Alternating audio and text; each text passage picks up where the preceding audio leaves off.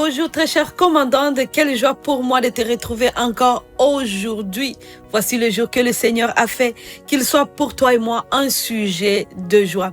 Le Seigneur veut que tu vives pleinement la vie merveilleuse qu'il a déjà prédestinée d'avance. Oh oui, tu as commencé et tu viens de rompre avec le malheur. Tu as décidé d'arrêter de prolonger le malheur dans ta vie.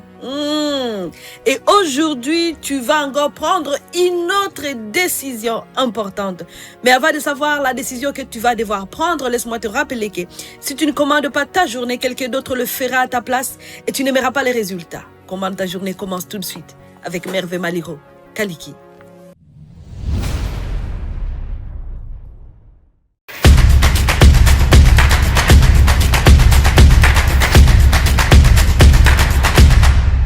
Eh bien, très chère commandante, vous savez, lorsqu'on dit de commander notre journée, non seulement nous commandons notre journée avec la parole de Dieu, la parole, les prophéties, nous décrétons les choses que nous voulons voir se réaliser dans notre vie, mais aussi nous associons la parole avec des actions. C'est pour cela que Jésus disait souvent qu'il faut mettre en pratique ce qu'il vient d'enseigner. Toutefois, quand il enseignait, il disait « Heureux ceux qui mettent les choses en pratique ». Mettez les choses en pratique. Ça veut dire associer la parole avec des actions. Et aujourd'hui, une action importante que tu vas devoir prendre, elle est celle-ci. Ouh! Sors de cette relation toxique. Eh oui, tu m'as bien entendu. Sors de cette relation toxique ou sors de toutes ces relations toxiques. Quand on parle de relations toxiques, il y a certaines relations affectes qui nous empoisonnent, qui pourrissent notre vie, qui nous empêchent d'avancer. Ce sont des relations qui sont toujours là pour prôner le malheur, pour favoriser le malheur. Vraiment, quand on est dans ces relations, on ne vit que malheur après malheur, malheur après malheur. Mais je t'invite aujourd'hui à examiner vraiment tes relations, les personnes qui t'entourent, tes amis, toutes ces personnes.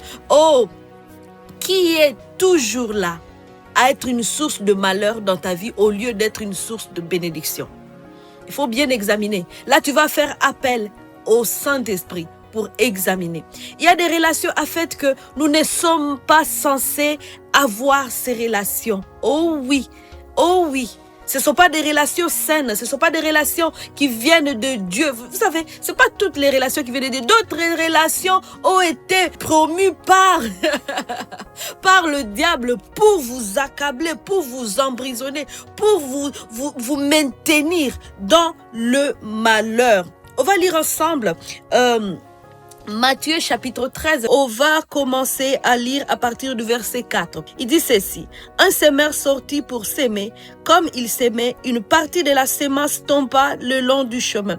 Les oiseaux vinrent et mangèrent la semence. Voilà. Une autre partie tomba dans les endroits pierreux. Il y a des gens qui sont de pierre pour vous.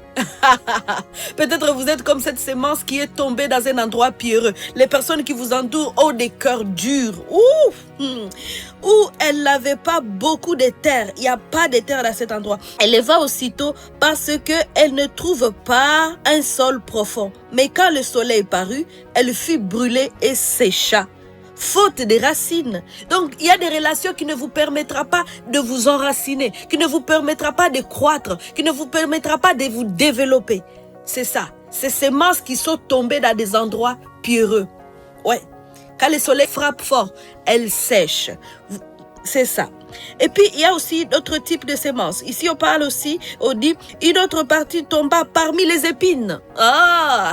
Habitez-vous parmi des épines? Bonne question.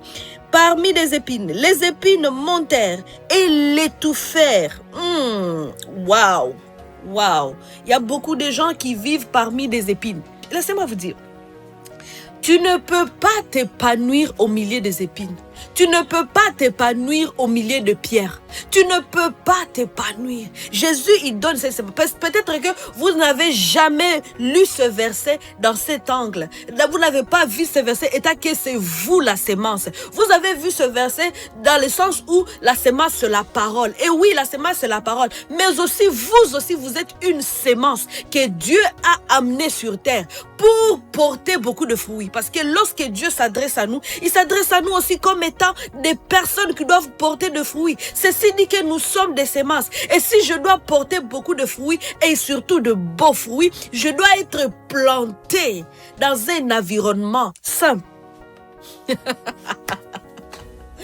Je dois être planté dans un environnement sain pour pouvoir porter beaucoup de fruits et surtout des bons fruits. Je veux que tu examines tes relations. Tu aspires vraiment à accomplir tes rêves, à vivre ce plan merveilleux que Dieu a déjà prédestiné d'avance pour toi.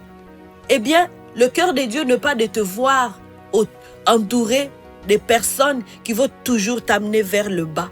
Il y a les genres d'amis que quand tu leur partages tes rêves, ils vont toujours te dire non, toi tu ne peux pas.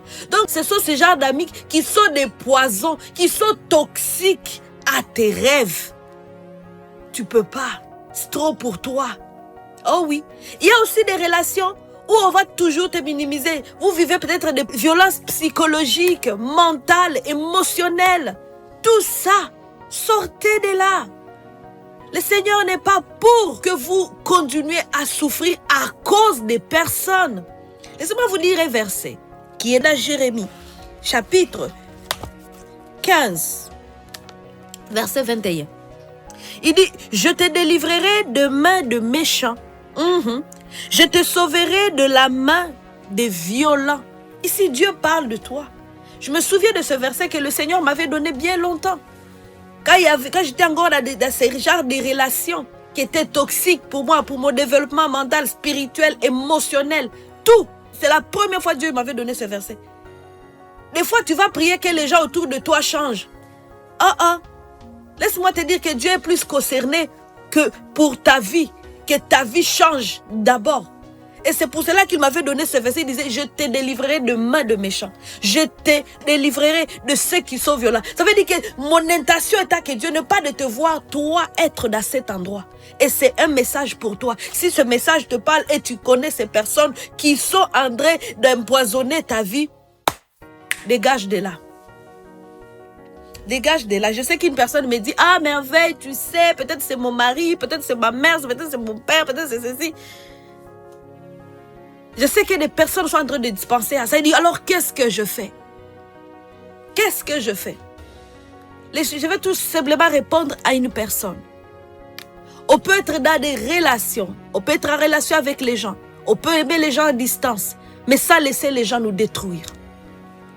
Ce n'est pas le cœur de Dieu de dire, toi, vis dans cette situation et laisse cette personne détruire ta vie. Non. Dieu ne peut pas envoyer son fils Jésus pour venir mourir pour toi, afin que tu aies une belle vie et encore laisser une personne saboter l'œuvre de Dieu. Quoi? C'est ça, effectivement. Pourquoi Dieu laisserait à un être humain comme toi saboter l'œuvre de Dieu pour que Dieu... Réfléchissons, en fait. Réfléchissons. Non, tu es beaucoup plus précieuse que ça. Dieu n'a pas donné l'autorisation à quelqu'un de te martyriser, de te briser. Dieu n'a pas donné cette autorité à une personne. C'est pour cela qu'il dit, je te délivrerai de méchants et je te délivrerai de mains de violents. Alors, on va continuer demain. Quand tu es en train de rompre avec le malheur, tu vas aussi rompre avec les relations qui empoisonnent ta vie aujourd'hui. Si tu veux m'écrire et discuter le long encore par rapport à ce sujet, écris-moi sur info@commercial ou @revivre c'est possible.com. Rappelle-toi que revivre, c'est possible.